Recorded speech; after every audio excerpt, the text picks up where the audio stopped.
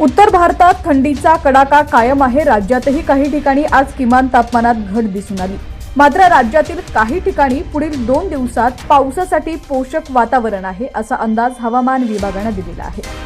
बातमी सविस्तर जाणून घेऊयात, पण त्याआधी तुम्ही जर बिंदास्त मराठी न्यूज चॅनल पहिल्यांदाच पाहत असाल आणि अजूनही चॅनलला सबस्क्राइब केलेलं नसेल तर नक्की सबस्क्राइब करा, जेणेकरून आमचे अपडेट्स लवकरात लवकर तुमच्यापर्यंत पोहोचतील। राज्यातील काही भागात आज थंडीत काहीशी वाढ जाणवली। मध्य महाराष्ट्र, मराठवाडा आणि विदर्भातील काही ठिकाणी थंडीत काहीशी वाढ दिसून आली। राज्यातील सर्वात कमी तापमान आज निफाड इथं नोंदलं गेलंय।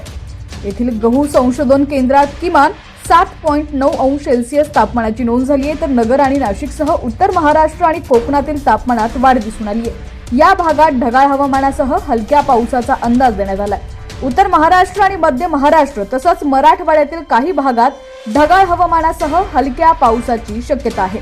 धुळे, जळगाव, नाशिक आणि अहिल्यानगर या जिल्ह्यांमध्ये पुढील 3 दिवस ढगाळ हवामानाचा अंदाज आहे, तर गुरुवारी या जिल्ह्यांमध्ये काही ठिकाणी हलक्या पावसाचाही अंदाज देण्यात आलाय। ढगाळ हवामानामुळे राज्यातील थंडीचा कडाका कमीच राहील असा अंदाज देखील हवामान विभागानं वर्तवलेला आहे।